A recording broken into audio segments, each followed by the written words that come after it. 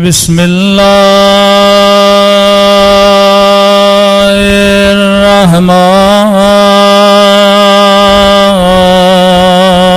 الرحمن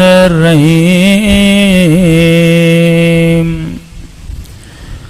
الحمد لله رب العالمين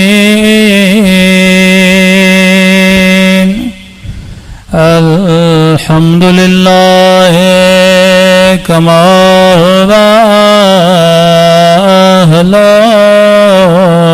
أهله الصلاة والسلام على سيد المرسلين وخاتم النبيين أبي القاسم محمد اللهم صل على محمد وعلى آله الطيبين الطاهرين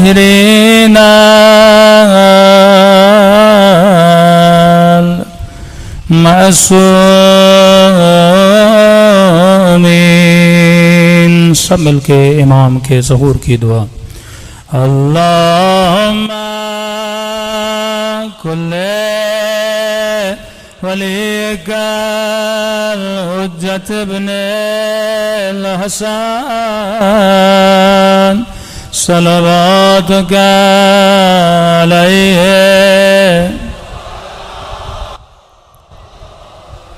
في هذه الساعة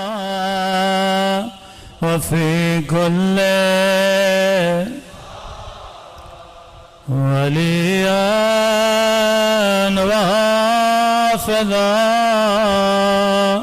وقائدا وناصرا ودليلا ونا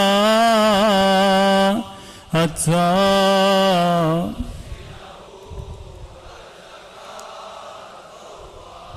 وتمتعه فيها طويلا برحمتك يا ارحم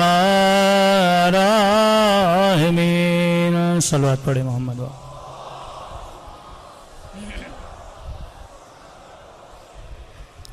بسم اللہ الرحمن الرحیم رب اشرح لی صدری ویسر لی امری واحلل عقدۃ من لسانی یفقهوا قولی اما بعد فقط قال سبحانہ وتعالی فی محکم کتابہ ان فی خلق السماوات والارض واختلاف اللیل والنہار لآیات لأولی الالباب صلوات پڑھے محمد وعلی محمد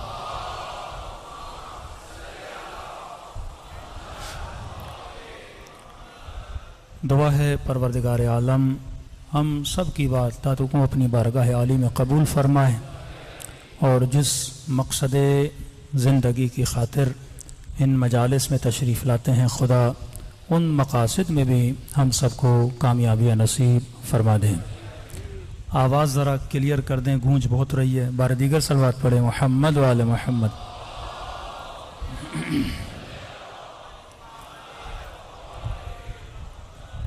پروردگار عالم اپنی کتاب میں اس آیہ کریمہ میں صاحبان عقل صاحبان لب کا ذکر کر رہا ہے کہ ہم نے زمین اور آسمانوں میں اپنی علامتیں اپنی نشانیاں چھپا کے رکھی ہیں اور ان نشانیوں میں غور و فکر وہ کرتے ہیں جو اولی الالباب ہیں عربی میں لب بولتے ہیں مغز کو جب آپ اخروٹ لیتے ہیں تو اس کے دو حصے ہوتے ہیں ایک اس کا کور ہوتا ہے ایک اس کے اندر مغز ہوتا ہے تو اولی الالباب وہ ہوتے ہیں کہ جن کے اندر مغز موجود ہو اور وہ صاحب لب نہیں مطلب اخروٹ کا کور ہو پر اندر مغز نہ ہو. تو خدا کہتا ہے کئی لوگ ایسے ہیں جن کا جسم انسانی کور میں تو ہے پر ان کے اندر مغز نہیں ہے. اگر مغز ہو تو علی کو اپنا مولا مانیں، اگر مغز ہو تو وہ ہدایت لیں. اگر مغز ہو انسان میں تو انسان اللہ کی نشانیوں سے سیکھتا ہے. تبھی کہا یہ مت دیکھو یہ جتنے لوگ چل رہے ہیں یہ صاحبان عقل ہیں. کبھی رسول نے اپنی حدیث میں کہا یہ چلتے پھرتے مردہ ہیں. اصل زندگی یہ نہیں کہ جسم چلے، اصل زندگی یہ ہے کہ بندے کی عقل چلے. اگر عقل کام نہ کرے تو وہ ایک مردہ انسان ہے. کیونکہ ہمارے یہاں زندہ اسے بولا جاتا ہے جس کی باڈی میں حرکت ہو، ایکٹیویٹی ہو. تو اس طرح تو کتنے حیوانات ہیں جن میں ایکٹیویٹی ہے، جسم چل رہے ہیں، گدھے چل رہے ہیں، بلیاں چل رہی ہیں. لیکن اللہ کی نگاہ میں اگر میرا چلنا بھی گدھوں جیسا، بلیوں جیسا اور حیوانوں جیسا ہو پھر میرے اندر اور اس بلی میں کوئی فرق نہیں ہے. انسان تب بنتا ہے جو اپنے مغز سے کیا کرتا ہے؟ کام لیتا ہے. اگر مغز سے کام نہ لے، تبھی فرمایا اللہ کی سب سے بڑی نعمت اگر کسی بندے کے لیے کوئی چیز ہو سکتی ہے وہ کیا ہے؟ عقل ہے. اعمال کا دار و مدار، میزان الہی جس پر اللہ اعمال کو تولے گا وہ اعمال عقل کی بنیاد تولے جائیں گے. خدا کثرت کو نہیں دیکھتا، کوانٹٹی کو نہیں دیکھتا، کوالٹی کو دیکھتا ہے کہ بندے نے جو نماز پڑھی ہے وہ نماز عاقلانہ ہے کہ نہیں، اس نے مجلس امام حسین میں شرکت کی ہے، اس کی شرکت عاقلانہ ہے کہ نہیں ہے. مثال دیتا ہوا چلوں، اب ایک بندہ پوری رات نمازیں پڑھے، پوری رات پروردگار عالم کے لیے احیا کرے، جاگے، اللہ کا راز و نیاز کرے، کیا خدا اسے اجر دے گا؟ کیا اجر کوانٹٹی پہ ہوتا ہے؟ کہتے ہیں کہ بنی اسرائیل کا عابد تھا، دن رات عبادتیں کرتا تھا. ملائکوں نے دیکھا کہ پروردگارا جو بندہ اتنی تیری عبادت کرے ہم دیکھنا چاہتے ہیں تو جنت میں سے کون سا مقام عطا کرے گا. تو پروردگار عالم نے کہا وہ جو جنت کا نچلا ترین مقام ہے، یعنی سمجھو 100 منزلہ کوئی بلڈنگ ہے اور سب سے آخری جو مقام ہے جنت کا وہ میں سے دوں گا. تو ملائک پریشان ہو گئے، پروردگارا اب دن میں ہیں ہی 24 گھنٹے، بندہ اور تیری عبادت کتنی کرے؟ جو اتنی عبادت کرے تو اسے یہ مقام دے رہا ہے. اور جو جنت کے اعلیٰ ترین مقام پر ہوگا کہ فرمایا ہر چیز کا سید ہے، سید الایام، مہینوں کا سید، دنوں کا سید، مردوں کا سید، عورتوں میں سید، محبتوں میں سید، اعمال میں سید. فرمایا رسول اعمال کا سید کون ہے؟ فرمایا اعمال کا سید یعنی سید الاعمال محبت محمد اور آل محمد ہے. سید الایام کون ہے؟ فرمایا سید الایام عید غدیر کا دن ہے. عورتوں کی سید کون ہے؟ سیدۃ نساء العالمین ہے. اسی طرح جنت کے بھی مقامات ہیں، جس طرح آپ دنیا میں دیکھتے ہیں فلاں بندہ کوئی کورنگی میں، کوئی اورنگی میں، کوئی انچولی میں، کوئی ڈی ایچ اے میں، کیٹیگری وائز علاقے تقسیم شدہ ہیں. فرمایا جنت کا جو سید جنت کے مقامات سے وہ مقام الفردوس ہے جو اعلیٰ ترین مقام ہے. اب ملائک نے پریشانی پوچھا پروردگارا جو بندہ اتنی عبادت کرے، یعنی 4-5 گھنٹے سوتا ہے، پھر اٹھتا ہے، پھر مصلی عبادت پر بیٹھ کر تیری عبادت میں مشغول ہو جاتا ہے، اور کتنی عبادت کرے کہ اتنی عبادت کرنے والے کو تو اتنا کم مقام دے گا؟ تو بتا تو صحیح اعلیٰ مقام کسے ملے گا؟ خدا نے کہا کام کر، پہلے جا کے اسے مل کے آ، پھر تجھے اندازہ ہوگا کہ میں نے اسے اتنا نچلا مقام کیوں دیا. بشراً سویہ اسے بشری لباس میں ملک کو بھیجا، تمثیل کی اس کی. یہ آیا اس بنی اسرائیل کے دن رات عبادت کرنے والے عابد کے ساتھ ملنے. کہتا جیسے بیٹھا، بہار کا موسم تھا، زمین پہ ہریالی، سرسبز گھاس اگی ہوئی تھی زمین پر. عباد اللہ کی نشانی ہے کہ وہ جب اللہ کی نعمتوں کو دیکھتے ہیں تو سبحان اللہ کہتے ہیں.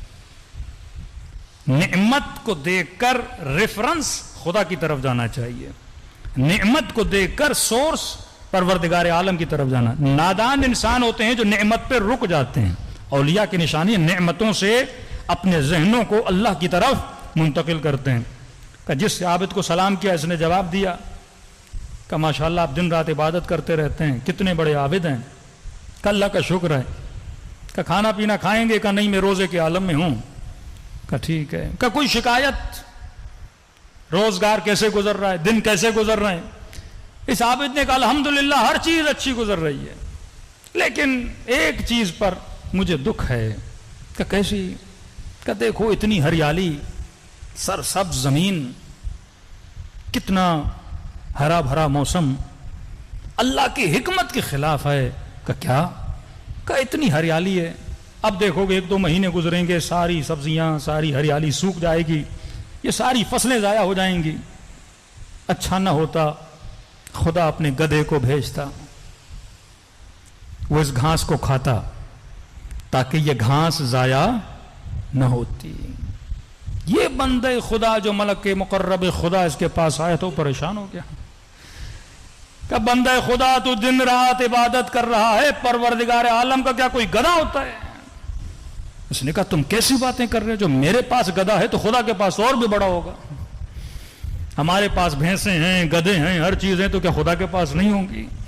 اس نے دیکھا کہ اس بندے کی توحید ہی کمزور ہے، اس کے پاس معرفت پروردگار عالم ہے ہی نہیں، اس کے سجدے ٹکر سے زیادہ کوئی اہمیت نہیں رکھتے، اس کا ذکر لقلق زبان سے زیادہ کوئی اہمیت نہیں رکھتا۔ تبھی فرمایا التفکر ساعہ، 1 گھنٹے، بعض علماء فرماتے ہیں 1 لمحے کا سوچنا افضل من 70 سنہ، 70 سال سے افضل ہے۔ یہ 70 سال بار بار آپ مثال سنتے ہیں اہل بیت کے کلام میں، 70 سال ایک بندے کی ایوریج لائف ہوتی ہے۔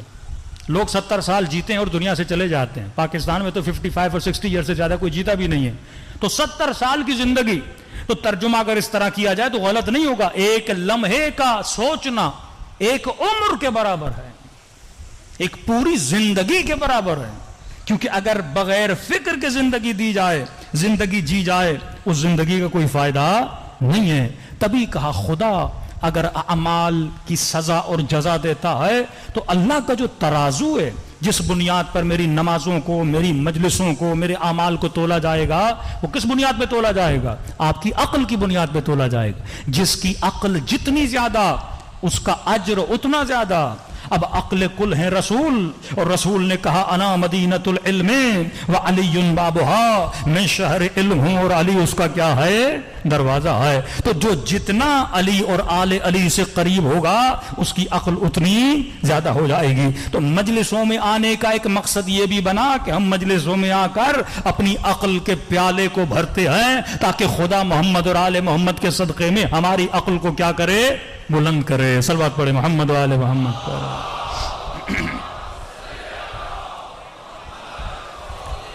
اشرف ترین مخلوق پروردگار عالم کی عقل ہے۔ شیخ صدوق اپنی کتاب میں لکھتے ہیں خدا نے سب سے پہلے جس کو خلق کیا، کس کو خلق کیا؟ عقل کو خلق کیا۔ اکثر لوگوں کو یہ حدیث سمجھ میں نہیں آتی کہ عقل کو خلق کیا، پھر عقل کو کہا میرے قریب آ، عقل قریب آئی، پھر کہا مجھ سے دور چلی جا، پھر دور چلی گئی، پھر کہا دائیں جا، پھر دائیں چلی گئی۔ اس کے بعد خدا نے کہا کہ میں نے اپنی بہترین مخلوق اگر بنائی ہے، عقل بنائی ہے۔ کہ اس کا مطلب کیا؟ میرے قریب آ، قریب آئی، دور جا، دور جا۔ مطلب عقل اطاعت خدا میں مشغول رہتی ہے۔ خدا کہتا ہے آ تو آتی ہے، خدا کہتا ہے جا تو جاتی ہے۔ خدا کہے اسماعیل کا گلا کاٹ، ابراہیم کاٹنے جاتے ہیں۔ خدا کہے نمرود کی آگ میں کود جا، تو ابراہیم کود جاتے ہیں۔ یہ رضاً برضا کی منزل پہ ہوتے ہیں، اللہ کی مشیت، اللہ کی رضا کو دیکھتے ہوئے اپنی زندگی کو گزارتے ہیں۔ اب کیا ہر مومن کی عقل برابر ہے؟ کیا ہر بندہ جو پیدا ہوتا ہے سب کی سیم عقل ہوتی ہے؟ ایسا نہیں ہے۔ کسی کی عقل برابر نہیں ہوتی، کسی کی عقل سیم نہیں ہوتی۔ ایک ہی گھر میں ٹوینس بچے پیدا ہوں، جڑوا بچے، ایک ہی باپ کا لقمہ کھائیں، ایک ہی باپ کی زیر نظر تربیت میں رہیں، لیکن جب دونوں بیٹے بڑے ہوتے ہیں، مثلا ایک کنجوس ہوتا ہے، ایک سخی ہوتا ہے، جڑوا بچے ایک گھر میں پلے، ایک لقمہ کھایا، ایک تربیت پائی، ایک ماں کا دودھ پیا، لیکن ایک بڑا کنجوس، ایک بڑا سخی۔ ایک بچہ سفرے کے قریب جائے گا، چیزیں اٹھائے گا اور سب کو تقسیم کرتا ہوا دے گا، دوسرا بچہ مر جا اس کے ہاتھ سے کوئی چیز لے ہی نہیں پاؤ گے، اتنا روئے گا، اتنا روئے گا، آپ کو وہ چیز نہیں دے گا۔ تو پیدائش کے اعتبار سے ہر بندے کی عقل سیم نہیں ہوتی. لیکن ایک مثال دوں، آپ نے دیکھا ہوگا جب ریسنگ ہوتی ہے تو اس میں نمبرز ہوتے ہیں 1 2 3 4 5. وہ جو ریسنگ لائن ہوتی ہے وہ برابر نہیں ہوتی، کچھ آگے کچھ پیچھے. تو کبھی آپ نے سوچا یہ ناانصافی نہیں ہے کہ دوڑتے تو سب ایک ہی سیٹی پر ہیں لیکن کچھ کے نمبر آگے کچھ کے نمبر پیچھے. تو جب ان ریسنگ والوں سے آپ پوچھیں گے کہتے ہیں ہاں اسٹارٹنگ پوائنٹ الگ الگ ہے پر ان کا فاصلہ اینڈنگ پوائنٹ سے برابر ہے، اس میں کوئی فاصلہ نہیں ہے. پیدا ہوتے ہوئے ہم سب کی عقلیں برابر نہیں ہوتی لیکن انسان کی اینڈنگ کس طرح ہونی اس میں ہم سب کیا ہیں؟ برابر ہیں. اس میں پرور ہدایت کے اعتبار سے خدا نے سب کو کیا رکھا ہے؟ برابر رکھا ہے. اب عقل کا کام کیا ہے؟ عقل کا کام یہ ہے وجود انسان کو بیلنس کرے. انشاءاللہ ان 10 دنوں میں اگر فرصت ہوئی، ہم ساری مطالب تو بیان نہیں کر سکتے.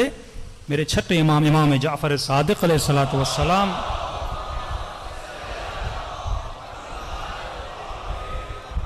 مولا کی ایک حدیث ہے جس کی شرح امام راحل امام خمینی نے لکھی ہے. جنود عقل اور جنود جہل، لشکر عقل لشکر جہل. کہتے ہیں 75 لشکر ہیں جہالت کے اور 75 لشکر ہیں عقل کے. یہ ہر انسان کے اندر ہیں بالفعل یا بالقوہ. بچہ بچپن میں اگر حسود ہے، کنجوس ہے، تو یہ کنجوسی جہالت کے لشکریوں میں سے ایک لشکر ہے. اب اس نے بڑے ہو کر اس لشکر کو شکست دینی ہے اور اس کی جگہ پہ دوسرا لشکر، دوسرا سپاہی بٹھانا ہے جس کا نام کیا ہے؟ سخاوت ہے. ہو سکتا ہے کوئی بندہ حسود ہے، حسد لشکر جہل کا سپاہی ہے، اس کی جگہ پہ اس نے غبطے کو بٹھانا ہے کہ کسی مومن سے حسد نہیں کہا نا، دعا کرنی ہے اگر خدا نے اسے وہ مقام عطا کیا مجھے بھی وہ مقام عطا کرے. امام نے ایک ایک لشکر کا نام لیا کہ یہ ہر بندے کے وجود میں ہے اور علی والے کو کوشش کرنی چاہیے کہ جہالت کے لشکر کو ختم کرے، عقل کے لشکری کو بٹھائے. اب اگر یہ 75 لشکر ہمارے وجود میں آ گئے تو ہم سلمان بن جائیں گے، ہم ابو ذر بن جائیں گے، ہم میثم تمار بن جائیں گے. ہم مجلسوں میں میثم کی تعریفیں کرتے ہیں، حبیب کی تعریفیں کرتے ہیں، پتہ تو چلے حبیب کیسے بنا، میثم کیسے بنا. جب تک مجالس پریکٹیکل نہیں ہوں گی، جب تک مجھے راہ و روش کا پتہ نہیں چلے گا، جب تک مجھے زندگی گزارنے کا سلیقہ پتہ نہیں چلے گا، میں اپنی زندگی میں خوش کیسے رہ سکتا ہوں. فرمایا مومن کے دل پر خدا ایک سکون نازل کرتا ہے کہ دنیا کا کوئی ٹینشن، کوئی پریشانی اس کے وجود کو تلاطم میں نہیں لا سکتی. یہ مومن وہ ہے جس نے ان جنود عقل اور جنود جہل، لشکر عقل اور لشکر جہل کو پہچانا ہے. دوسری دلیل اس ٹاپک کو اختیار کرنے کی کہ آج جو ہمارے ملک کے حالات چل رہے ہیں، مکمل طور پر اس ملک پر جہالت کی حکومت ہے، عقل کی حکومت نہیں ہے. لوگ یہ سمجھتے ہیں کہ جہل کے مقابلے میں علم ہے. اللہ کے معصوم فرماتے ہیں نہیں، علم جہالت کے مقابلے میں نہیں ہے، علم کے عقل کے مقابلے میں جہل ہے، علم کے مقابلے میں جہل نہیں ہے. کیونکہ آپ کے معاشرے میں کئی ایسے عالم ہیں جو جاہل ہیں. جاہل اسے بولتے ہیں جس میں عقل نہیں، جاہل اسے نہیں بولتے جس میں علم نہیں. قاضی شرح صاحب علم ہے لیکن عقل ہے کہ نہیں؟ عقل نہیں ہے مطلب جاہل ہے. معصوم کبھی اسے جاہل نہیں کہتے. جو بی اے پاس ہے، ایم اے پاس ہے، پی ایچ ڈی ہے، ڈاکٹر ہے، پروفیسر ہے، ہو سکتا ہے پروفیسروں پر جاہل ہو. تو دنیا جاہل اسے بولتی ہے جو ان پڑھ ہے، اہل بیت جاہل اسے بولتے ہیں جو بے عقل ہے. بتائیے کس چرسی، کس موالی کو نہیں پتا کہ نشہ نقصان دہ ہے؟ میں ایک انٹرویو دیکھا، اس چرسی سے پوچھ رہا ہے نشہ کو نقصان دہ ہے، کیوں پی رہے ہو؟ عقل نہیں ہے، جاہل ہے. ہر نشے کرنے والے کو پتا ہے کہ نشہ نقصان دہ، میری جان لیوا ہے، دنیا آخرت خسرہ دنیا والآخرت، لیکن نشہ کرتا ہے کیونکہ صاحب عقل نہیں ہے. یہ ناچنے والے، یہ گانے والے، یہ فحاشی پھیلانے والے، یہ ظلم کرنے والے، کس کو نہیں پتا کہ آخرت میں جواب دینا ہے؟ کس کو نہیں پتا کہ گناہ ہمیں جہنم کی طرف لے جائے گا؟ علم ہے اس کے پاس، عقل نہیں ہے. اس عقل کو بندہ مضبوط کرے. جناب یوسف کا واقعہ 100 آیتوں میں خدا نے بیان کیا یہ بتانے کے لیے کہ شہوت تیرے پاس بھی ہے، شہوت سب کے پاس ہے. یوسف کے پاس بھی شہوت تھی، لیکن یوسف نے اپنی عقل کی مینجمنٹ کے اندر اپنی شہوت کو کیا کیا؟ کنٹرول کیا. عقل بہترین مینیجر ہے جو تمہارے جذبات کو، تمہارے احساسات کو، تمہارے غصے کو، تمہارے حسد کو کنٹرول کرتا ہے. ان گھروں میں تباہی بپا ہو جاتی ہے. کتنے جوانوں کی انرجیاں تباہ ہو جاتی ہیں. کتنے گھروں میں 10-10 سال 15-15 سال فضول قسم کے جھگڑے، بہو کے پتہ نہیں ساس کے جھگڑے، بیوی کے جھگڑوں میں انرجیز تباہ ہو جاتی ہیں، کیونکہ کسی کو نہیں پتا کہ میں نے اپنے جذبات کو کنٹرول کیسے کرنا ہے، میں نے اپنے حسد کو ہینڈل کیسے کرنا ہے، میں نے اپنے غصے کو کنٹرول کیسے کرنا ہے، میں نے اپنی زبان کو کنٹرول کیسے کرنا ہے. اور یہ کون بتائے گا؟ یہ مکتب اہل بیت میں اہل بیت علیہ الصلوۃ والسلام، جن کو باب مدینۃ العلم کہا، جو صاحب علم رسول اور صاحب علم خدا ہیں، وہی ہمیں بتا سکتے ہیں کہ تم نے اپنے اوپر کنٹرول کیسے کرنا ہے. صلوات پڑھے محمد و آل محمد پر.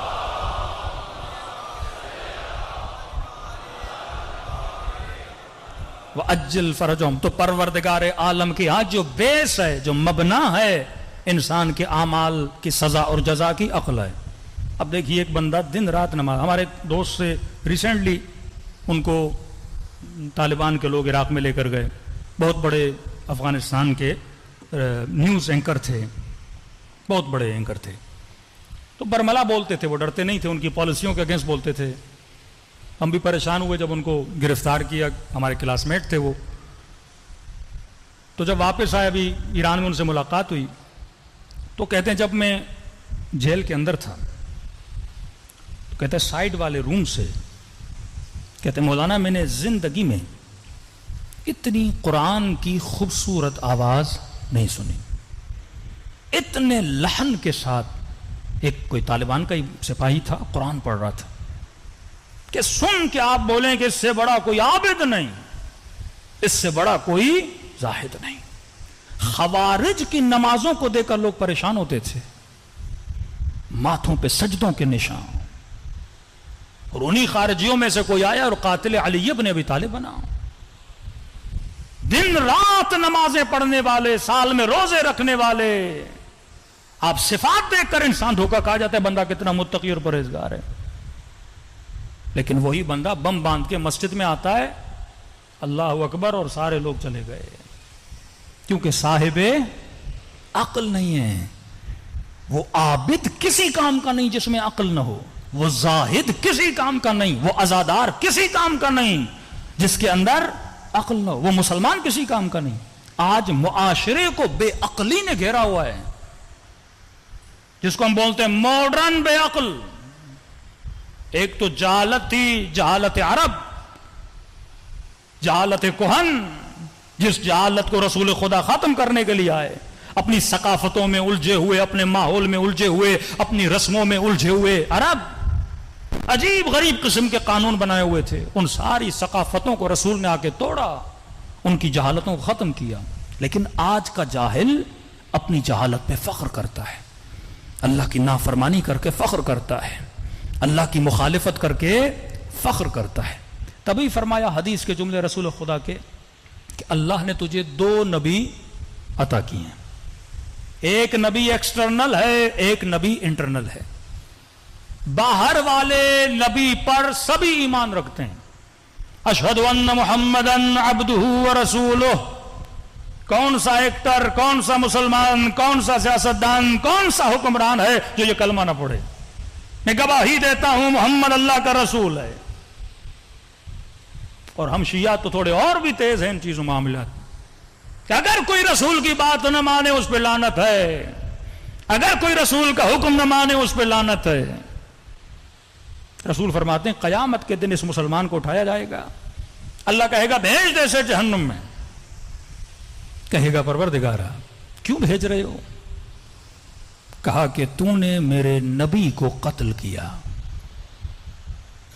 کہے گا پروردگارا میں تو رسول کے زمانے میں تھا نہیں، 1400 سال بعد پیدا ہوا، نہ نبی کو دیکھا نہ مصطفیٰ کو دیکھا.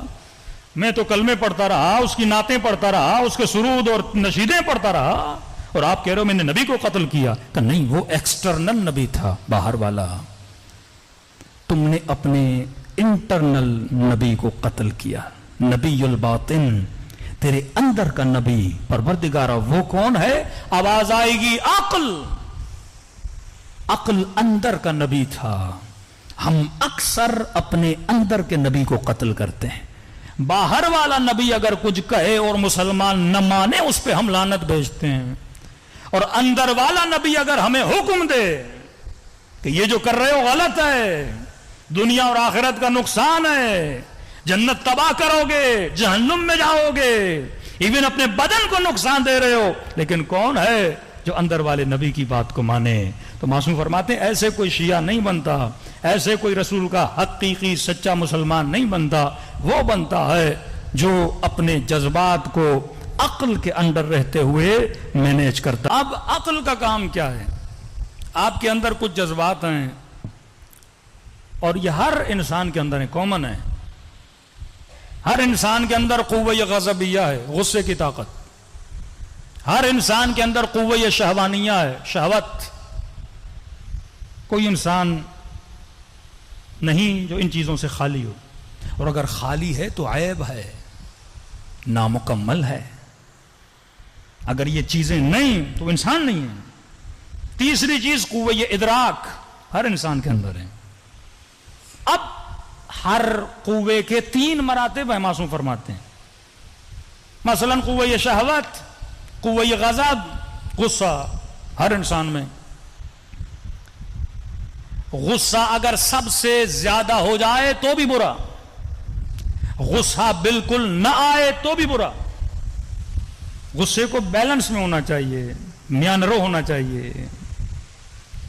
अगर बहुत ज्यादा हो जाए गुस्सा तो उसे तहव्वुर बोलते हैं, अगर बिल्कुल ना हो तो उसे जुब्न बोलते हैं, और अगर बीच में आ जाए तो उसे शुजाअत बोलते हैं। बीच है शुजाअत, बैलेंस करना। और ये बैलेंस करना किसका काम है? बैलेंस करना इंसान की अक्ल का काम है। अक्ल इसको क्या करती है? बैलेंस करती है। जुब्न यानी डरपोक, बंदे में गुस्सा है लेकिन डरपोक है, मैदान छोड़ के भाग जाता है। आखिरी मंजिल है तहव्वुर, गज़ब, यानी शुजा नहीं है, शुजाअत से 4 कदम बंदा आगे। यह भी बेवकूफी है, यह भी अक्लमंद का काम नहीं है कि 2 दोस्तों में जिद लग जाए, बोले हम इस पुल से छलांग लगाएंगे, अब जो बहादुर है छलांग लगाए। यह बहादुरी नहीं है, बेवकूफी है। तो छलांग लगाए, पता नहीं मर जाए तो क्या होगा। तो कितने लोग मर जाते हैं। हमेशा जनाब बड़ा बहादुर है, मगरमच्छ के मुंह में अपना सर दे दूंगा। अंग्रेज करते हैं ना ऐसे काम। तो क्या पता हैवान बंदा है, कहीं पर भी मुंह बंद कर ले तो जिंदगी चली गई।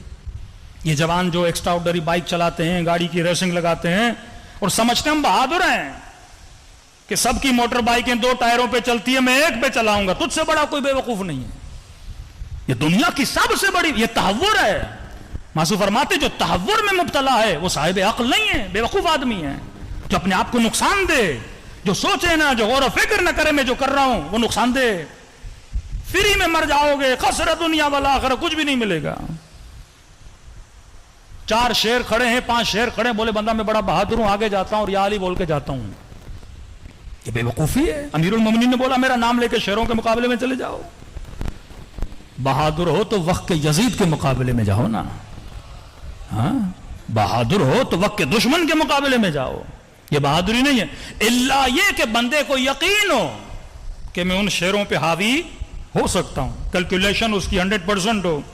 अमीरुल मोमिनीन को यकीन है कि शेर अली पे हमला नहीं करता। इमाम जवाद को पता है कि शेर मेरे कदमों में बैठ जाता है। यकीन कामिल हो। लेकिन अगर तुझे पता नहीं, तहव्वुर, आज पूरी दुनिया को तहव्वुर ने घेरा हुआ है।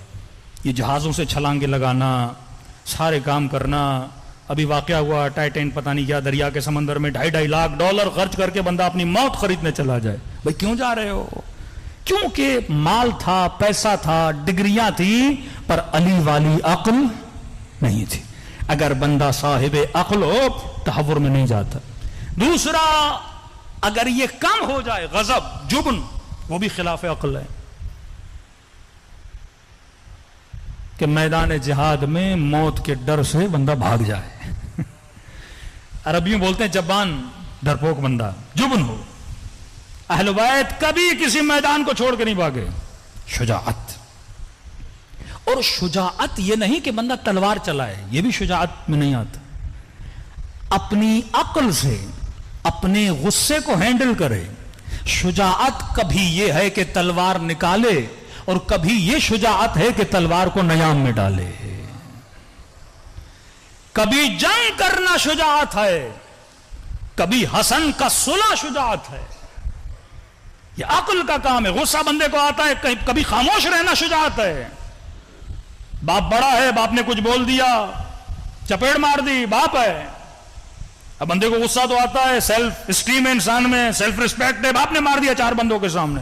کہ یہاں پہ شجاعت یہ ہے کہ اپنے اعضاء پہ کنٹرول کر. وَلَا تَقُولُوا لَهُمْ اُفٍّ، ماں کو اف نہ کہنا، باپ کو اف نہ کہنا. اب شجاعت یہ نہیں کہ تو اس سے لڑے، تو اس سے بد دہنی کرے، بد زبانی کرے. اخلاق میں سمجھا، اخلاق میں بات کر. اگر غلط بھی ہے تو اخلاق کے ذریعے سے اس کی غلطی کا اسے احساس دلا. یہ نہیں کہ تو کبھی لڑنا شجاعت، کبھی چپ رہنا شجاعت ہے. یہ ساری کیلکولیشن کرنا کس کا کام ہے؟ انسان کی عقل کا کام ہے. صلوات پڑھے محمد وعلی محمد.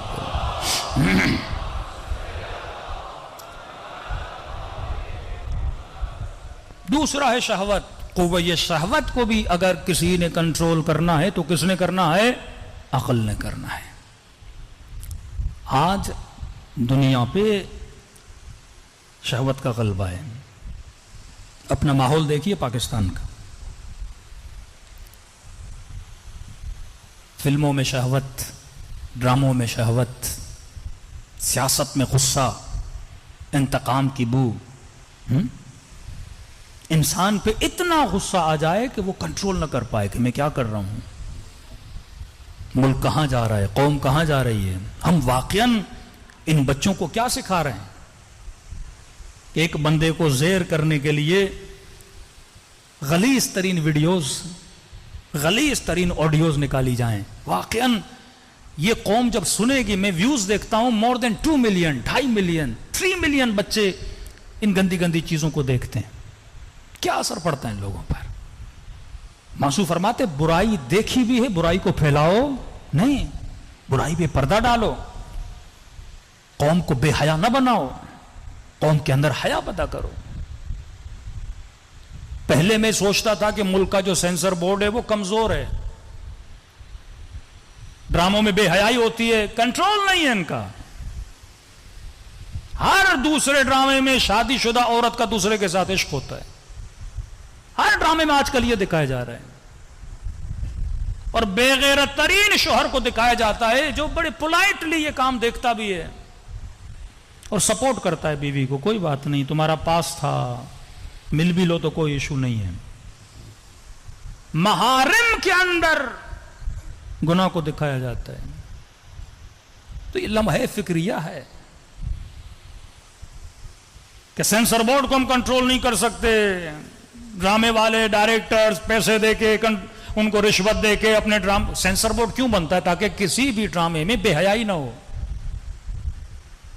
اور ریسنٹلی اگر پاکستانی ڈائریکٹرز شریفوں والے ڈرامے بنا رہے ہیں، وہ بھی ذاتی شرافت کی وجہ سے نہیں، کیونکہ ان کو ابھی پتا چلا ہے کہ انڈیا میں سب سے زیادہ ڈرامے پاکستان کے دیکھے جا رہے ہیں. ٹی آر پی بہت مل رہی ہے. اور انڈین پاکستانی ڈراموں کو کیوں دیکھ رہے ہیں؟ کیونکہ تھوڑے فیملی ٹائپ ڈرامے ہوتے ہیں. اب ان کے ڈراموں میں، انڈیا کے ڈراموں میں بہت بے حیائی ہے. اب یہ تھوڑے حیا والے ڈرامے بنا رہے ہیں، وہ بھی پیسے کی خاطر، تاکہ انڈیا والے دیکھیں گے ہمیں مال ملے گا، دولت ملے گی. دیکھیے، جب ہم سیاست میں آتے ہیں، جب ہمارے پاس اتنا پاور اور کنٹرول ہے، ہم کسی سیاسی پارٹی کو، کسی سیاسی بندے کو بین کر دیتے ہیں چینلز پہ، تو یہی پاور ڈراموں میں کیوں نہیں یوز ہوتا؟ یہی پاور فلموں میں کیوں نہیں یوز ہوتا؟ یہی پاور آئٹم سانگز میں کیوں نہیں یوز ہوتا؟ کہ قوم کے اندر بے حیائی، پاکستان کے قانون کی مخالفت کی جا رہی ہے. سینسر بورڈ بنا اس لیے تھا کہ اس ملک میں فلمیں بنیں گی، ڈرامے بنیں گی، وہ گناہ نہیں ہے، لیکن اس کے اندر فحاشی نہیں ہوگی. تو جب انسان کا ارادہ ہو تو انسان کرتا ہے. جب اپنی نسلوں کی پرواہ ہو کہ واقعاً ہم کون سا زہر اپنی قوم کو دے رہے ہیں، جب انسان کو پیاس لگتی ہے، قوہ شہوت ہر انسان میں، مولوی غیر مولوی کی بات نہیں، ہر انسان میں شہوت ہے. اب میں نے شہوت کو پورا کہاں پہ کرنا ہے؟ یہ عقل حکم دیتا ہے. آپ کو پیاس لگی ہے، پانی پینا ہے، اب پانی صاف شفاف گلاس سے پینا ہے یا میں نالی کا پانی پینا ہے؟ یہ عقل حکم کرے گا کہ پانی پی، لیکن پاک و پاکیزہ پانی پی، شفاف پانی پی۔ یہ مقتدر حلقوں کا کام ہوتا ہے کہ قوموں کو وہ روٹس دیں۔ اگر معاشرے میں جوانوں میں شہوت کی بھوک ہے، وہ آلات، وہ ٹولز، وہ اسباب بناؤ، وہ نوکریاں، وہ جابز، وہ سہولتیں پیدا کرو کہ جوان جلدی سے شادی کر سکے۔ معاشرہ ایسے حسینی نہیں بنتا، معاشرہ ایسے علوی نہیں بنتا۔ اگر جوان کے اندر کسی چیز کی بھوک ہے، آپ اس بھوک کو پورا نہیں کرو کہ مولانا پتہ نہیں میرے بچے کو کیا ہے، دن رات اس نے سکون تباہ کیا ہوا ہے، کبھی ادھر دوڑتا ہے کبھی ادھر دوڑتا ہے۔ گھر والوں کا سکون، فلیٹ میں رہتے ہیں، نیچے جو ہیں ان کا سکون تباہ کیا ہوا ہے۔ تو بندے خدا غضب نکالنے کے طریقے ہوتے ہیں، کسی بچے میں غضب زیادہ ہے، کسی میں کم ہے۔ اب عقل اس کو ہینڈل کرے گا۔ کیوں معصوم نے کہا تیر اندازی کرو، سوئمنگ کرو، گھوڑے سواری کرو، وہ ورزشیں، وہ اسپورٹس معصوم نے بتائی جس سے انسان کا غضب کیا ہو جائے، خالی ہو جائے۔ جب یہ بچہ اپنا غضب نہیں نکالے گا، جب یہ وہ اسپورٹ نہیں کرے، یہ کس کی؟ اسٹیٹ کی ذمہ داریاں ہوتی ہیں۔ ہر سوسائٹی کے سامنے ایک پارک ہونا چاہیے، ہر سوسائٹی میں سوئمنگ پول ہونا چاہیے، صحیح قسم کی ورزشیں مردوں اور عورتوں کے لیے ہونی چاہیے، جس طرح ویسٹرن ورلڈ میں، جس طرح سلجھے ہوئے ملکوں میں یہ سہولتیں ہوتی ہیں۔ اب پاکستانی بچہ غصہ کہاں نکالے؟ پارک وہ جاتا نہیں، سہولت نہیں ہے، جان کا خطرہ، کوئی بچے کو باہر بھیجتا نہیں۔ اب وہ سارا غصہ کہاں نکالے گا؟ گھر میں نکالے گا۔ باپ جاب سے تھکا ہوا آیا، بچے کو غصہ نہیں نکالنے دے رہا، اوپر سے اپنا غصہ بچے پہ اتار رہا ہے، تو یہ کیسی نسل تربیت پائے گی؟ یہ نسل واقعاً کیسی بنے گی؟ جو نسل غصے سے بھری ہوئی ہے، جس کی فکر غصے سے بھری ہوئی ہے۔ تبھی معصومین نے، اگر آپ نے اپنے بچوں کو تربیت دینی ہے تو یہی معصومین کے فرامین کہ اپنے بچوں کو صحیح تربیت دو۔ جب تک ان کو ہینڈل کرنا نہیں آئے گا، واقعاً کبھی جوان میں غصہ ہوتا ہے، اس نے غصہ کہاں نکالنا ہے، تو اپنی زندگی کے کچھ آورز اسپورٹ کے لیے بندہ مخصوص کر دے، جہاں کہ اس کی باڈی کے اندر جو غصے کے سیل ہیں اس کی باڈی سے کیا ہو جائیں، باہر نکل جائیں۔ صلوات پڑھے محمد و آل محمد پر۔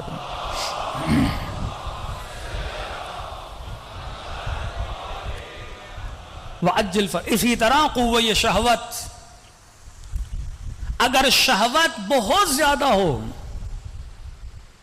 تو بھی برا، اگر شہوت بہت کم ہو تو بھی عیب ہے انسان کے لیے۔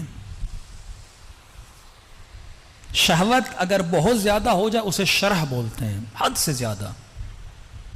اتنی بندے میں شہوت ہو، در و دیوار کو دیکھ کر بندے پہ شہوت طاری ہو جائے، یہ بیماری ہے، اس کا علاج۔ شہوت کا کم ہونا جسے خمود بولتے ہیں، اس کا بھی علاج ہے، میڈیکل علاج ہے۔ شہوت اگر میاں نہ رو ہو اسے اسلام عفت کا نام دیتا ہے۔ حضرت یوسف عفیف تھے، اسلام شہوت کا دشمن نہیں، کہتا ہے صحیح پانی پی، پاک پانی پی۔ الخبیثات للخبیثات والطیبات للطیبات۔ خبیث عورتیں خبیث مردوں کے لیے، طیب مردوں کے لیے طیب عورتیں۔ واللہ جو جوان شادی کرنے میں دیر کرتا ہے، یہ ہمارے ذاتی تجربہ ہے، دیکھی ہوئی باتیں، ایک تو ایمان ناقص، عقل بھی ناقص ہو جاتی ہے اس بندے کی، کیونکہ جب وقت پر اپنی ضرورتوں کو پورا نہیں کرے گا انسان کا برین افیکٹ ہو جاتا ہے اس چیز سے۔ جو 40 سال میں، 45 سال میں، 37 سال میں جا کے شادیاں کرتے ہیں وہ کامل نہیں ہوتے۔ کیوں کہا وقت پہ بندہ شادی کرے تو نماز بھی کامل ہے؟ ایسے تو رسول نے النکاح من سنتی، نکاح میری سنت ہے، جو اس سے دوری اختیار کرے وہ مجھ میں سے نہیں۔ یہ نہیں کہا جو نماز نہ پڑھے مجھ میں سے نہیں، جو نکاح نہ کرے مجھ میں سے نہیں۔ مطلب اگر تو اپنی باڈی کی ضرورتوں کو وقت پہ پورا نہیں کرے گا تباہ و برباد ہو جائے گا۔ وہ معاشرہ گناہ والا معاشرہ ہوتا ہے۔ اب جوان کے اندر شہوت ہے، آپ اگر اسے صحیح پانی نہیں دو گے، پاک پاکیزہ پانی نہیں، نالی کا پانی جا کر پیے گا، گندگیوں میں الجھ جائے گا۔ دوسری طرف وہ دشمن ہے جس نے جوانوں کے لیے خوراک بنا کے رکھی ہے فلموں کی صورت میں۔ مطلب ایک بوتل میں پیٹرول ہو اور ایک بندہ ماچس کی تیلیاں لے کے کھڑا ہے اور پیٹرول کو کیا لگا رہا ہے؟ آگ لگا رہا ہے. وہ شہوت جو عفت والی شہوت ہے، اس شہوت کو وہ شرع کی لیول تک لے، شیطان کا یہی کام ہے. وہ شہوات کو بلندیوں پہ لے جاتا ہے، وہ غصے کو بلندیوں پہ لے جاتا ہے. غصہ جب اپنے عروج پہ آتا ہے تو انسان قاتل بنتا ہے. غصہ جب انتہا پہ پہنچتا ہے تو انسان حسود بنتا ہے. غصہ جب انتہا پہ پہنچتا تب انسان غاصب بنتا ہے، تب یتیموں کا حق کھاتا ہے. جب یہ چیزیں اپنے عروج پہ پہنچتی ہیں، شہوت زبان، شہوت آنکھ، شہوت کان، جب یہ اپنی انتہا پہ پہنچتی ہیں. کیوں معصوم نے فرمایا ہمارا چاہنے والا شکم پرست نہیں ہوتا. پیٹ کی بھی شہوت صرف اعضاء نکاح کی شہوت نہیں ہے، پیٹ کی شہوت. ہاں بندہ کھائے لمٹ کی حد تک، لیکن اتنی شہوت آ جائے دن بدن ہر روز ہوٹلیں تلاش کرتا رہے کہ آج اس ہوٹل پہ کھانا کھانا ہے، کل اس ہوٹل پہ کھانا. یہ شہوت شکم ہے. تو کھانے پینے کے لیے پیدا نہیں ہوا. کھانا پینا ہے انسان جسم کو تندرست کرے تاکہ مصلی پہ آ کر پروردگار عالم کی عبادت کر سکے، وہی بھی صحیح سالم غذا. اب غذا کی شہوت کتنی آ گئی کہ معاشرہ اس فکر میں نہیں ہے کہ واقعاً معاشرے میں انہیلدی فوڈ کتنا آ گیا. پھر یہی فوڈ آپ کھاتے ہیں، یہی تلن آپ کھاتے ہیں، یہی چیزیں کھاتے ہیں، پھر یہی چیزیں آپ کی شہوت کو اور آپ کے اعضاء کو افیکٹ کرتی ہیں. پہلے علماء اپنی غذا کی بڑی فکر کرتے تھے. ہمارے استاد بھی قبلہ غلام مہدی نجفی صاحب، بہت سارے علماء، بحر العلوم، یہ بھی غور کرتے تھے جو خاتون کھانا بنا رہی ہے وہ باوضو ہے کہ نہیں ہے. اتنا احتیاط کیا جاتا تھا کہ شکم میں جو دیکھیے اسلام ایک پیکیج کا نام ہے، اسلام ایک میتھ کا نام ہے. تصور کیجئے دو ترازو ہیں، اگر کوئی چیز اس میں زیادہ جائے گی یہ ترازو اوپر چلا جائے گا، آپ ان بیلنس ہو جائیں گے. آپ نے ہر چیز کو بیلنس رکھ کے چلانا ہے. شہوت زیادہ ہو گئی نقصان دہ، شہوت کم ہو گئی نقصان دہ. اس کو آپ نے کیا کرنا ہے؟ بیلنس کر کے چلانا ہے. اور یہ بیلنس کون سکھاتا ہے؟ انسان کی عقل سکھاتی ہے. ہر چیز کو کیلکولیٹ کرو کہ جو کر رہا ہوں اس سے دنیا کا فائدہ، آخرت کا نقصان کیا ہوگا. اور جس کی کیلکولیشن پرفیکٹ ہوتی ہے، تربیت اسلام کے اندر کیلکولیشن کرتا ہے، اس کی دنیا بھی آباد، اس کی آخرت بھی آباد. صلوات پڑھے محمد وعلی محمد.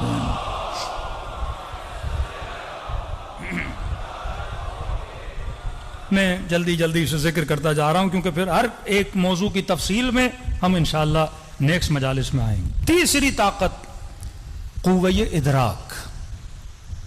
یہ بہت ہی طاقتور ترین قوہ ہے جو اللہ نے انسان کو دیا. قوہ ادراک یعنی فکر کی طاقت. قوہ ادراک یعنی وہم کی طاقت. اگر یہ قوہ ادراک حد سے زیادہ آگے نکل جائے تو بھی نقصان، اس کو جربزہ بولتے ہیں. کم ہو جائے اسے حمق بولتے ہیں، حماقت.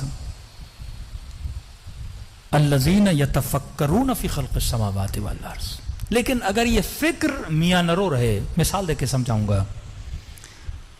پہلے جو ویسٹرن ورلڈ ہے، کرسچنز ہیں، وہ یا افراط میں رہے ہیں ہمیشہ یا تفریط میں رہے. بہت 18ویں صدی میں آپ چلے جائیں تو کہتے تھے کیونکہ حضرت عیسیٰ نے شادی نہیں کی لہٰذا ہم شادی نہیں کریں گے. مطلب شہوت کا کمپلیٹلی انکار. جب آپ اللہ کی میتھمیٹک کے حساب سے نہیں چلو گے نا تو معاشرے میں تباہی پیدا ہو جاتی ہے. یہ کیوں LGBT، مرد کا مرد سے نکاح، عورت کا عورت سے، یہ کیوں ان چیزیں ان کے معاشرے میں زیادہ جنم لے رہی ہیں؟ کیونکہ جب شہوت کا انکار کیا تو ان کے کلیسا میں، ان کے چرچز میں جتنے ان کے پادری تھے وہ ہم جنس بن گئے. لواط کے کیسز ان کے زیادہ آنے لگے. جو بچے وہاں پڑھتے تھے ان کے ساتھ بدکاری کے کیسز سینکڑوں کی تعداد میں رپورٹ ہوئے. کیوں؟ کیونکہ انہوں نے ایک فطری چیز کو روکا، اسٹاپ کیا، خلاف عقل. یہی کام بدھسٹ نے کیا، بودا کے ماننے والوں نے. شادی نہیں کرنی. شادی کا جب انکار کیا، آج سب سے زیادہ بے دین معاشرہ جو دین کو لائق نہیں کرتا، سیکولر بن چکے ہیں، وہ کرسچن سوسائٹی ہے. کیوں؟ فطرت کا انکار کیا نا. فطرت کا انکار کرو گے تو لوگ دین گریز بنتے ہیں، دین سے بھاگ جاتے ہیں. ایک تو شہوت کا انکار، دوسرا انہوں نے غضب کا انکار کیا، غصے کا. پہلے وہ کہتے تھے اگر کوئی وہ گاندھی والی پالیسی، کوئی ایک تھپڑ مارے اگلا گال آگے کر دو. یہی پالیسی بدھسٹ کی ہے، مارنا نہیں، خون نہیں بہانا، چاہے قتل ہو جاؤ مر جاؤ، اپنے دفاع کے لیے تلوار نہیں اٹھانی۔ غضب کا بھی یوز ختم کر دیا انہوں نے۔ تیسرا تھا ادراک، فکر۔ بڑے بڑے فلسفر، بڑے بڑے سائنسدان ان میں بنے۔ گیلیلے مشہور ہے، اس نے کہا زمین سورج کے گرد گھومتی ہے، کہ خبردار اگر یہ بولا ہے تیرا سر قلم کر دیا جائے گا۔ اور کئی سیاستدان انہوں نے کیا کیے، قتل بھی کر دیے، بڑے بڑے چپ ہو گئے۔ ایک وقت ان کا وہ گزرا، شہوت کا انکار، غضب کا انکار، ادراک کا انکار، فکر کا انکار، سوچنے نہیں دیتے تھے۔ اور یہی سوچ آپ دیکھتے ہیں بعض شیعہ مخالف گروہوں میں پائی جاتی ہے کہ اگر کوئی بچہ سوال کرے، نہیں اس ٹاپک کو نہیں چھیڑنا، تاریخ کے سبجیکٹ میں نہیں جانا، یہ چیز نہیں پڑھنا، یہ چیز نہیں بولنا، شیعوں کی مجلسوں میں نہیں جانا، شیعہ سے نہیں ملنا، ہاں؟ یعنی روکنا روکنا روکنا، اور جتنا روکتے ہیں فطرت انسان ہے اتنا آگے بڑھتا ہے۔ یہی پاکستان کا حال دیکھیے، وہ جتنا ایک بندے کو دبا رہے ہیں بندہ اتنا ابھرتا جا رہا ہے۔ اگر آپ اپنے حال پہ چھوڑ دو ساری چیزیں کیا ہو جائیں، صحیح ہو جائیں۔ فطرت انسان ہے۔ آپ ایک بچے کو بولو گے نا بیٹا بڑا خطرناک جگہ وہاں جانا نہیں، وہ تجسس پیدا ہوگا، وہ بار بار اسی چیز کی طرف آگے۔ فطرت انسان ہے، آپ روکو گے انسان رکنے کا نام نہیں لیتا۔ پہلے اسلام کہتا تھا آگے آؤ، مسیح آگے نہیں آتے تھے۔ اب اتنے آگے نکل گئے ہم کہتے ہیں پیچھے آؤ، کوئی پیچھے نہیں آتا۔ شہوت انتہا، غضب انتہا، ادراک انتہا پر۔ کوئی بھی فلم اٹھا لیں آپ ہالی ووڈ کی، شہوت سے بھری ہوئی، اور یعنی ننگا پن، فحاشی عروج پر، شہوت عروج پر، اور ان غلاظتوں تک جا کر پہنچے ہیں جہاں تک انسان تصور بھی نہیں کر سکتا۔ شہوت کے اس مقام پہ جا کے وہ پہنچے ہیں کہ انسان کو گھن آتی ان لوگوں سے۔ غضب میں اتنے آگے نکل گئے ہیں یہ لوگ کہ ہر فلم میں قتل، غارت، مار دھاڑ، کٹائی۔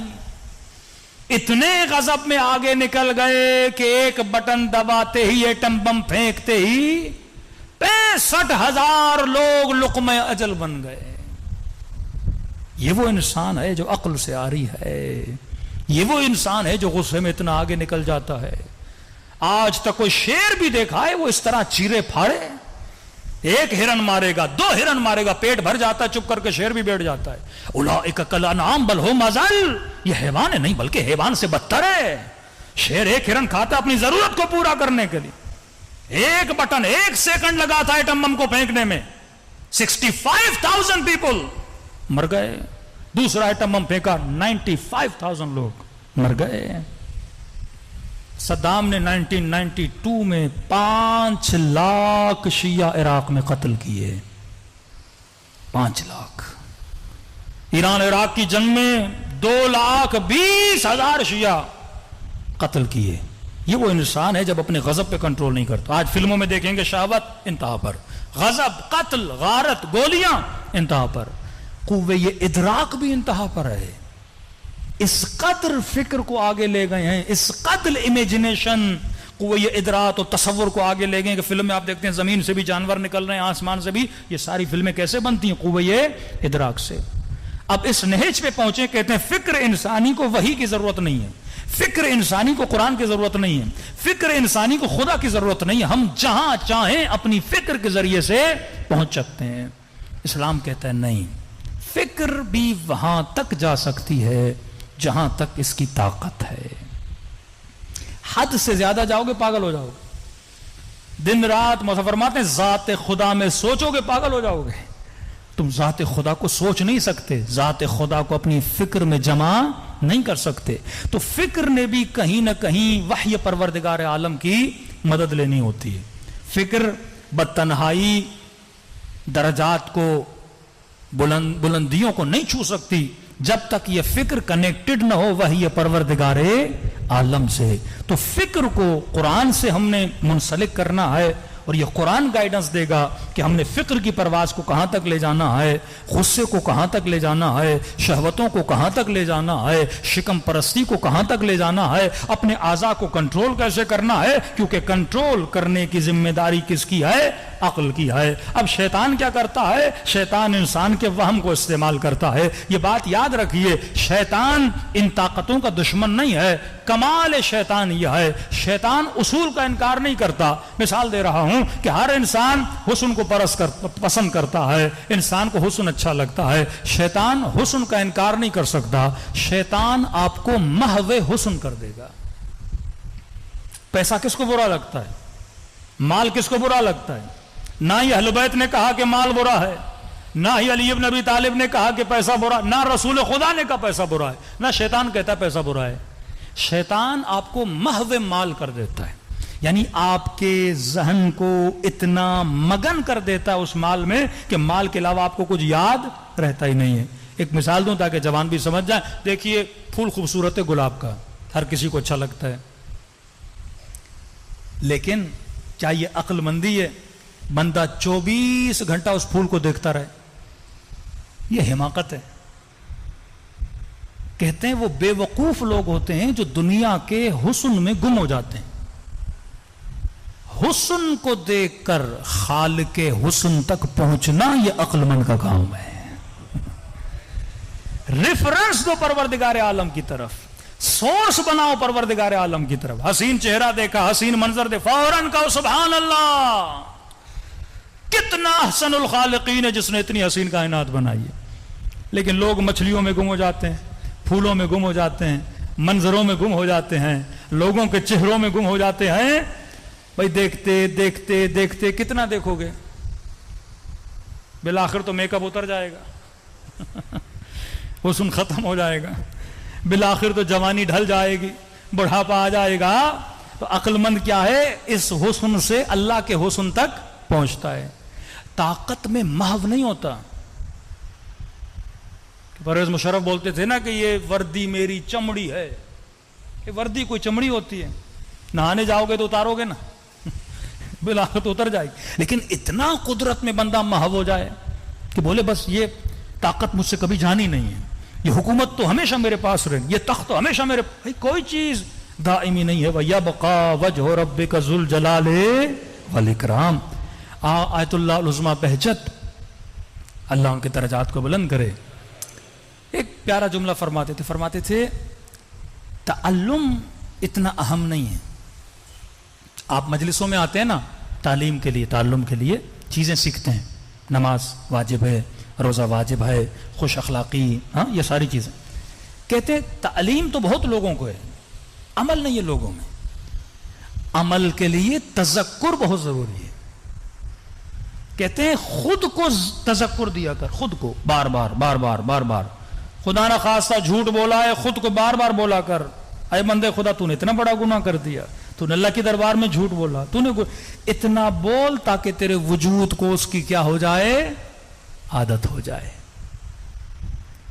کبھی کبھی دل کچھ کہتا ہے، عقل کچھ کہتا ہے۔ امام خمینی فرماتے ہیں جب یہ دو چیزیں تیرے پاس آئے نا، دل ہے کوئی خواہش اظہار کرتا ہے کہ میں کروں، عقل حکم کہتا ہے نہ کرو۔ یہ امیر المومنین کا بھی قول ہے، فرماتے ہیں فوراً عقل کی سنا کرو، دل کی نہ سنا کرو۔ اور جب تم ریپیٹڈلی عقل کی سنو گے تو دل بھی تابع عقل بن جائے گا۔ یہ سکون کی سب سے بڑی کنجی ہے۔ لوگ بے سکون کیوں رہتے ہیں؟ کیونکہ ہمیشہ دل اور عقل میں جنگ چھڑی رہتی ہے۔ دل کچھ کہتا ہے، عقل کچھ کہتی ہے۔ اکثر کئی نوجوان آتے ہیں، مولانا کوئی لڑکی پسند آ گئی ہے، دل کرتا ہے شادی کروں، عقل کہتا ہے نہ کرو، خاندان اچھا نہیں ہے، ہاں اور بہت سارے مسائل ہیں، والدین راضی نہیں ہیں۔ اب جب دل اور عقل کی جنگ ہوتی ہے نا تو بندہ بے سکون ہو جاتا ہے، نہ یہاں کا رہتا ہے نہ وہاں کا رہتا ہے۔ امیر المومنین فرماتے ہیں فوراً عقل کی مان، پھر آہستہ آہستہ یہ دل تیرے عقل کے کنٹرول میں آ جائے گا، اور دل جب عقل کے کنٹرول میں آیا تو بندے کی زندگی میں کیا آ جاتا ہے؟ سکون آ جاتا ہے۔ کیلکولیشن کر اپنے عقل کے، اگر سکون چاہتے ہو زندگی میں تو کس کی سنو؟ عقل کی سنو۔ اور عقل کون سا؟ جو تابع وحی پروردگار عالم ہو۔ کبھی کبھی عقل تابع وہم بن جاتا ہے، کبھی کبھی عقل تابع شہوت بن جاتا ہے، مطلب حاکم عقل کو ہونا ہے، عقل نیچے آتا ہے، شہوت اوپر آ جاتی ہے، اب شہوت عقل سے کام لیتی ہے اور عقل غلام شہوت بن جاتا ہے. جس طرح کربلا میں ابن سعد کی عقل تابع غضب تھی، شمر کی عقل تابع شہوت تھی، قاضی شرح کی عقل تابع مال تھی، جو مال کہہ رہا تھا اسی کے مطابق وہ اپنے عقل کو چلا رہا تھا. مثال دے رہا ہوں آپ کو، بچہ ہے، بچے میں عقل نہیں ہے. آپ کئی اوقات مہمانوں کے یہاں کھانا کھانے جاتے ہیں، سفرے پہ بیٹھتے ہیں تو بعض اوقات پیٹ بھرا نہیں ہوتا، لیکن تکلف میں آ کے سارے لوگ کھانا کھا لیتے ہیں تو بندہ بھی اپنے ہاتھ پیچھے کر لیتا ہے. لیکن بچے میں تمیز نہیں ہوتی، اس کا جب تک پیٹ نہیں بھرے پلیٹ نہیں چھوڑتا، کیونکہ اس کی شہوت کو عقل مینج کر ہی نہیں رہا، جو آرڈر آ رہا ہے کرے جا رہا ہے. دوسری مثال، آپ کسی مٹھائی کے دکان سے گزرے، میٹھا آپ کو بہت اچھا لگتا ہے، مٹھائی پہ نگاہ پڑی تو دل کرے گا کہ مٹھائی کھاؤں، عقل کہے گی بھائی چوری نہ کرو، اسلام میں حرام ہے. اب بندہ بے دین بھی ہو نا، کوئی انگریز بھی ہو تو وہ چلو اللہ کے ڈر سے نہیں، پولیس کے ڈر سے نہیں اٹھائے گا، بھائی مٹھائی کسی کی اٹھا لوں گا یا لوگ ماریں گے یا پولیس پکڑ کے چلی جائے گی. تو یہ جو کنٹرول ہے اسے کیا بولتے ہیں؟ عقل بولتے ہیں. ویسٹرن سوسائٹی نے جتنے قوانین بنائے، قانون بھی عقل کی دوسری صورت ہے، اس پہ میں کل آؤں گا. انہوں نے قانون کو اپنا کلچر بنا دیا. وہ معاشرہ قانون مند معاشرہ ہے کیونکہ ہم بولتے ہیں عقل مند معاشرہ ہے، کیونکہ عقل بھی کہتا ہے کرو نہ کرو، یہاں رکو یہاں آگے بڑھو. آپ سگنل پہ جاتے ہیں، ریڈ سگنل آیا، کہتا ہے رکو. یہ عقل جس طرح آرڈر دیتا ہے، قانون آپ کو آرڈر دیتا ہے رکو، کیونکہ رکنے سے نظم بنے گا، ضبط بنے گا. گرین سگنل ہوا چلو، دوسری گاڑیاں رک گئی، ایکسیڈنٹ سے بچانے کے لیے اس کو مینج کرتا ہے اور وہ آپ کی باڈی کو مینج کرتا ہے. لہذا انہوں نے اپنی نسلوں میں قانون کو کلچر بنا دیا، تبھی وہ سیولائزڈ ہوئے، تبھی وہ عاقلانہ معاشرے بنے. دیندار معاشرہ نہیں ہے، عقل مند معاشرہ ہے. ہم جو مسلم معاشرہ تھے جس کو دیندار بننا تھا، اللہ نے کہا یہ کرو یہ نہ کرو، ہمیں رکنا تھا، ہم رکے نہیں. اور اس سے بھی بدتر، کم از کم انہوں نے عقل الہی پہ عمل نہیں کیا، عقل مدنی پہ تو عمل کیا نا، جو قانون بنائے اس پہ تو عمل کرتے ہیں. اور ہم پاکستانی دنیا کی وہ واحد قوم ہیں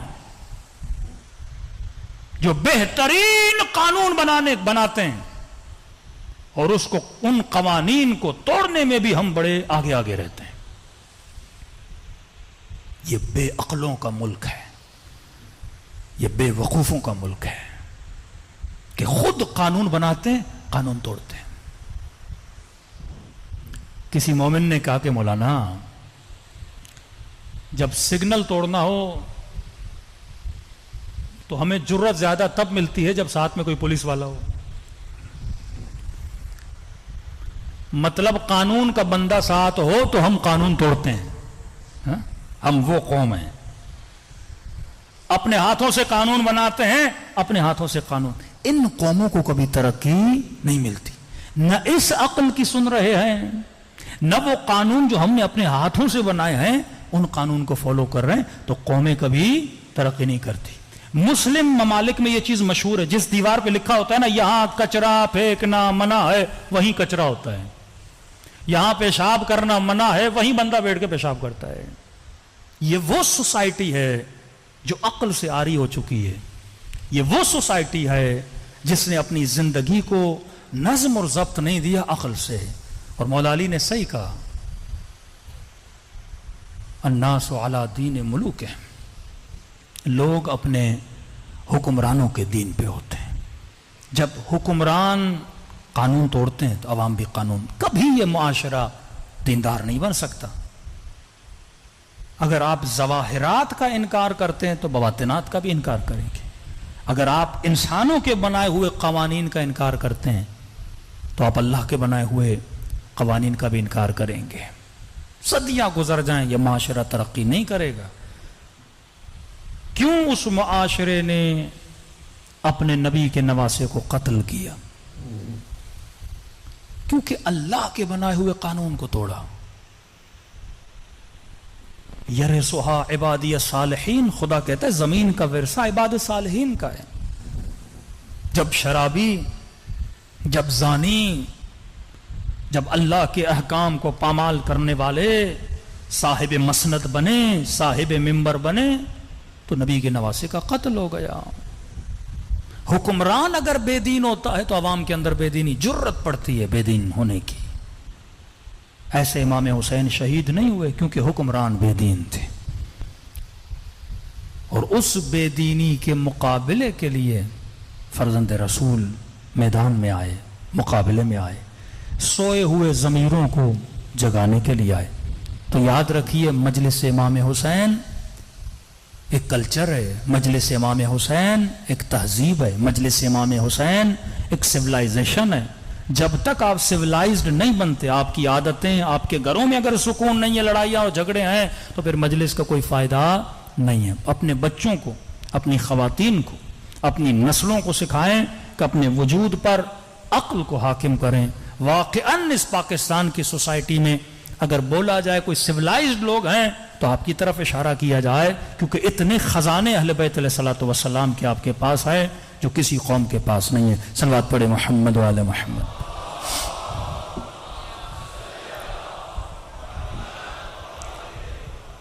وَأَجِّلْ فَرْجَهُمْ، شہادت ابی عبداللہ الحسین فرماتے ہیں یہ رزق پروردگار عالم ہے۔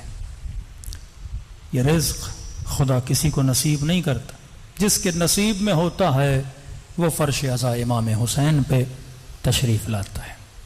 اور خوش نصیب ہیں، آج پہلی محرم بھی ہے اور شب جمعہ بھی ہے، مطلب شب مخصوص زیارت امام حسین ہے۔ ہر شب جمعہ مستحب ہے امام حسین کی زیارت کی تلاوت کی جائے۔ اور شہادت ذکر امام حسین امام کی شہادت سے پہلے رسول خدا نے کیا، جو اہل سنت کی کتابوں میں موجود ہے۔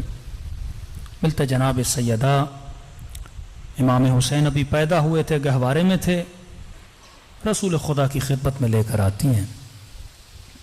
رسول کی نگاہ جیسے امام حسین پہ پڑتی ہے تو زار و قطار رونے لگتے ہیں۔ فرماتی بابا آپ میرے بیٹے کو دیکھ کے رو کیوں رہے ہیں؟ فرماتے ہیں بیٹی فاطمہ میرے اس نواسے کو کربلا میں پیاسا مارا جائے گا، بے کفن مارا جائے گا، اس کے جنازے پہ گھوڑے دوڑائے جائیں گے،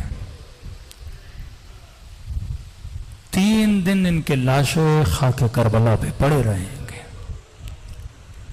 اس وقت بیٹی سوال کرتی ہے بابا کوئی ہوگا جو میرے بیٹے کی عزاداری کرے؟ کوئی ہوگا جو میرے بیٹے کا ماتم کرے؟ فرماتی ہیں جی میری بیٹی، خدا ایک قوم بنائے گا۔ کتنے خوش نصیب و رسول نے اس زمانے میں تجھے یاد کیا، جن کے جوان میرے حسین کے اکبر پہ گریا کریں گے، جن کے بوڑھے حسین اور کربلا کے بوڑھوں پہ گریا کریں گے، جن کی عورتیں کربلا کی عورتوں پہ گریا کریں گی۔ تب جناب سیدہ نے کہا کہ بابا میں بھی تب تک جنت میں نہیں جاؤں گی جب تک ان عزاداروں کی شفاعت کا بندوبست نہ کروں۔ میرے چھٹے امام فرماتے آئے مومن، ذاکر نے بھی مسائل پڑھے نہیں پڑھنا چاہتا ہے، تو ابھی رویا نہیں رونا چاہتا ہے۔ فرمایا تیری آنکھوں سے آنسو ابھی آئے نہیں ٹپکنا چاہتے ہیں۔ فرمایا تم سب کے سروں کے پیچھے میری دادی زہرا کھڑی ہو جاتی ہے، دعا کے لیے ہاتھوں کو بلند کرتی ہیں، خدا یہ میرے حسین کا عزادار ہے۔ کتنے خوش نصیب وہ آج سیدہ کی زبان پہ تیرا نام ہے۔ میرے امام زین العابدین فرماتا ہے مومن جب بھی مجلس میں آؤ یہ سوچ کے بیٹھا کرو یہ تیرے زندگی کی آخری مجلس ہے، کل کس کو نصیب ہو نہ ہو۔ بلخص آج کی رات اپنے مرحوموں کو یاد کیا کریں۔ فرمایا جو دل تڑپ رہا ہے زیارت حسین کے لیے وہ خلوص دل سے مجھ حسین کو سلام کرے، اگر نہ چاہتے ہوئے تیری آنکھوں سے آنسو آ گئے تو یہ مت سمجھنا یہ تیرے آنسو ہیں، یہ حسین نے تیرے سلام کا تجھے جواب دیا ہے۔ سینوں میں جتنی طاقت ہے اپنے مولا کو یاد کریں۔ السلام علی الحسین وعلی علی ابن الحسین وعلی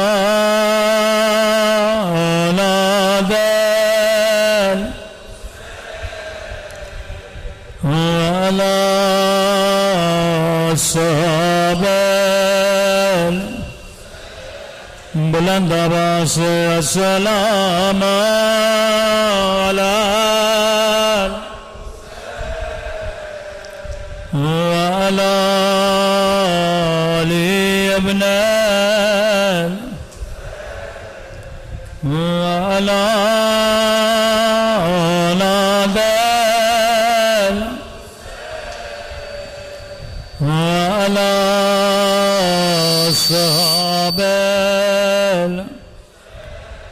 بلند آواز سے السلام علی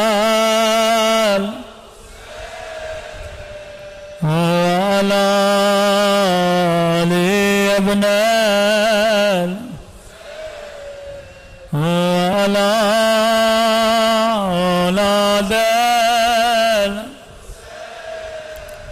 وعلی صحابہ میرا سلام زینب کی لٹی ہوئی چادر پہ، آواز تھوڑی بڑھا دیں۔ میرا سلام 4 سالہ بچی کے زخمی کانوں پہ،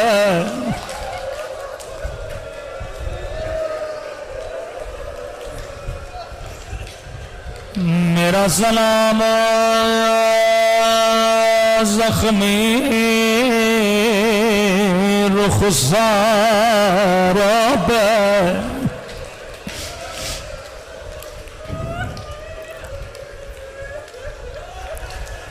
یہ جملہ آپ کے لیے نہیں دوسرے مسلمانوں کے لیے پڑھ رہا ہوں۔ رسول خدا کی حدیث ہے، مسلمانوں کبھی حیوان کو بھی منہ پہ نہ مارا کرو،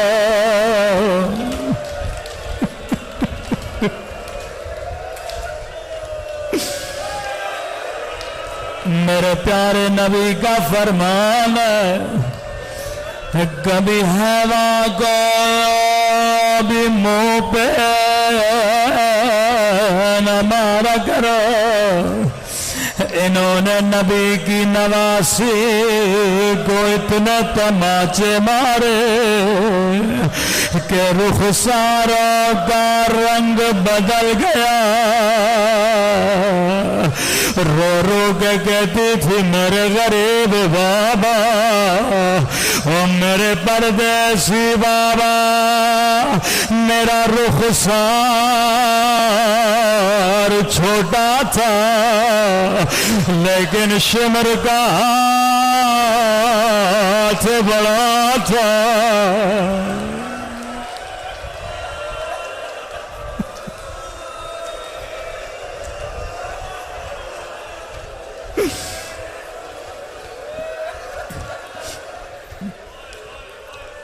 میں قربان حسین کی یتیمہ بچی پہ آج اپنے مرحوموں کو یاد کرے.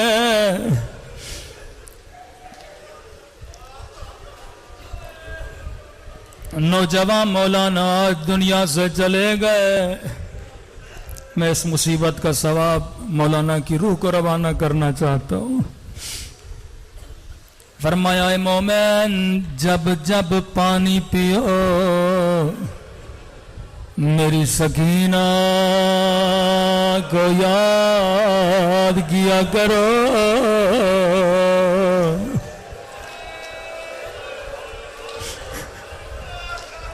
میں کہتا ہوں آفس میں پانی پیو یا گھر میں پانی پیو 4 سالہ بچی کو یاد کیا کرو. حسرت تھی میرے امام حسین کی. اللہ جانے اس پانی کے لیے ظالم نے بچی کو کتنے تماچے مارے ہوں گے. کا ایک ایک گھونٹ کے لیے ہماری سکینہ کو تماچے مارے گئے. روایت بڑی سخت ہے لیکن شب جمعہ ہے. میں اپنے مولا کو سکینہ کا واسطہ دینا چاہتا ہوں. امام زمانہ فرماتے مومن جب جب میرے ظہور کی دعا کرو خدا کو سکینہ کا واسطہ دیا کرو. اللہ یہ واسطہ کبھی رد نہیں کرتا. عزیز علی ان تری الخلق ولا تری. مولا میرے لیے بڑا مشکل ہے. میری آنکھیں سب کو دیکھ رہی ہیں لیکن آپ کے چہرے سے محروم ہے. ایسا واسطہ جو خدا کبھی رد نہ کرے. روایت کے جملے ہیں کسی نے میرے چوتھے امام سے کہا مولا شمر کی کیا کوئی اپنی بچی نہیں تھی جو صاحب اولاد ہو جس کے پاس بیٹیوں کا اولاد ہو وہ کبھی بچیوں کو تماچے نہیں مارتا. امام نے فرمایا صاحب اولاد تھا. کہ مولا پر سکینہ سے دشمنی کیسے؟ امام نے کہا دشمنی سکینہ سے نہیں تھے. اگر کوئی تمہیں تکلیف دینا چاہے زیادہ دینا چاہے تجھے نہیں مارے گا. تیرے سامنے تیرے بچے کو مارے گا. کہا دشمنی زینب سے تھے جب زینب کا کلیجہ جلانا تھا یہ سکینہ کو تماچے مارتا تھا.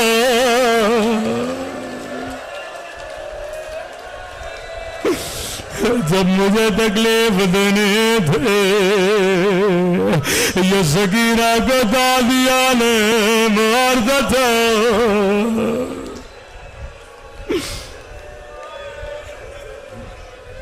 خود میرے مولا فرماتے ہیں ایک ایک گھونٹ کے لیے میری بہن کو اذیتیں دے گئے.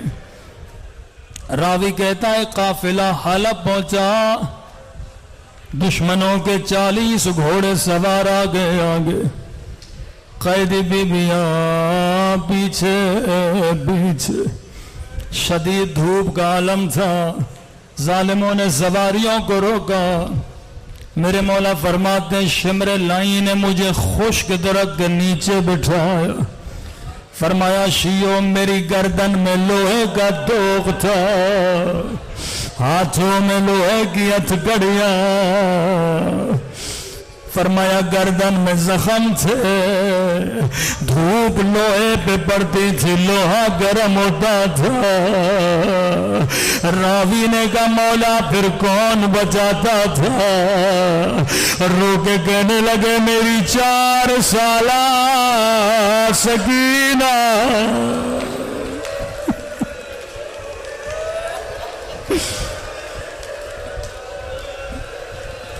قدیمی مومن و امام کا جملہ سمجھنا. فرمایا میری 4 سالہ سکینہ. راوی کو سمجھ میں نہیں آیا کہ مولا یہ بچی کیسے بچاتے تھے کہ سکینہ دھوپ کے سامنے کھڑی ہو جاتی تھے، اپنے ننھے بدن سے سایہ بناتی تھے.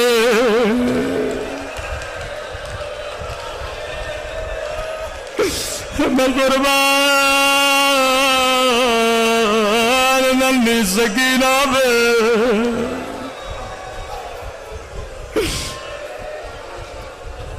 بڑی سخت روایت ہے. امام زمانہ اگر مجلس میں موجود ہے مولا معاف کریے گا. دھوپ میں کھڑی ہوئی بچی، میں ہمیشہ کہتا ہوں اسلام کا حکم ہے روزے دار کے سامنے پانی نہ پیا کرو کیونکہ وہ پیاسا ہوتا ہے. اللہ کسی پیاسے کو پانی نہ دکھائے. میرے مولا فرماتے ہیں جب 40 گھوڑے سوار نیچے اترے، شمر نے پانی کا مشک بھرا، اپنے سپاہیوں کو پانی پلانے لگا. ننھی بچی کی نگاہ پانی پہ پڑ گئے. آہستہ سے کہا بھیا سجاد مجھے پیاس لگی ہے. کہ سکینہ یہ تجھے پانی نہیں دے گا. کہ بھیا اجازت ہے میں اس سے تھوڑا پانی مانگو. کہ سکینہ چلی جا، کہیں قیامت کے دن یہ نہ کہے بچی نے مانگا نہیں تھا. اب قیامت کا منظر ہے، بچی نے ننھے قدم اٹھائے، بابا کے قاتل کے قریب گئے. آہستہ سے کہا شمر تھوڑا پانی دے دے.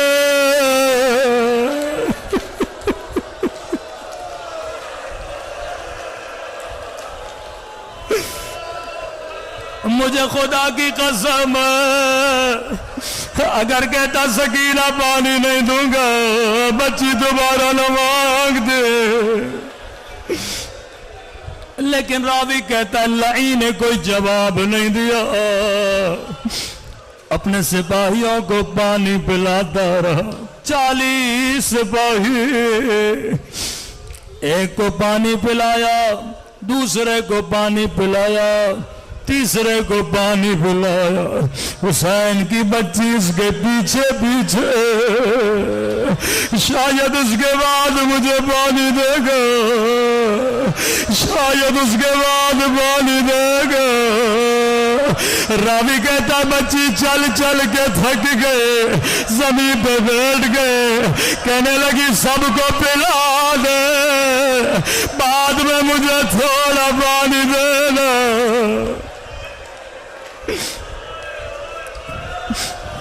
اب روایت کے جملے بڑے سخت ہیں، سیدو مجھے معاف کرنا. راوی کہتا ہے لعین نے 40 سپاہیوں کو پانی پلایا. اب مشک لے کے بچی کے قریب آیا. بچی نے بڑی امیدوں سے اپنے ننھے ہاتھوں سے چلو بنایا، مجھے تھوڑا پانی دے. سنیں گے لعین نے کیا کیا، سارا پانی زمین پہ پھینک دیا. سکینہ نے خود کو پانی پہ گرا. او میرے غریب بابا، او میرے پیاسے بابا، او میرے پیاسے بابا، بابا شمر نے مجھے تماچے مارے.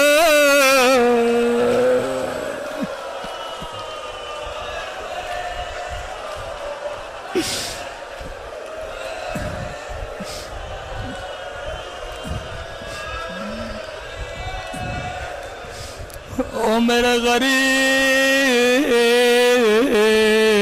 الوطن بابا، اے خدا تو تجھے سکینہ کی یتیمی کا واسطہ،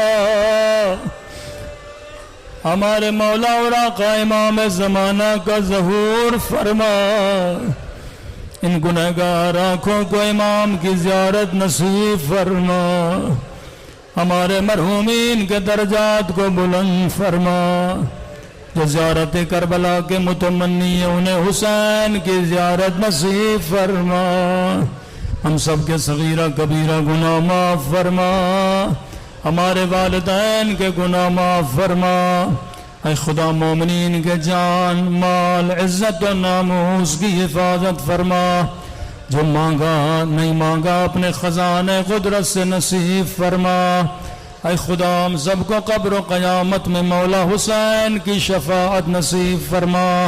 پروردگارا بحق محمد و آل محمد یہ گریہ، یہ ذکر، یہ عبادت اپنی بارگاہ عالی میں قبول فرما۔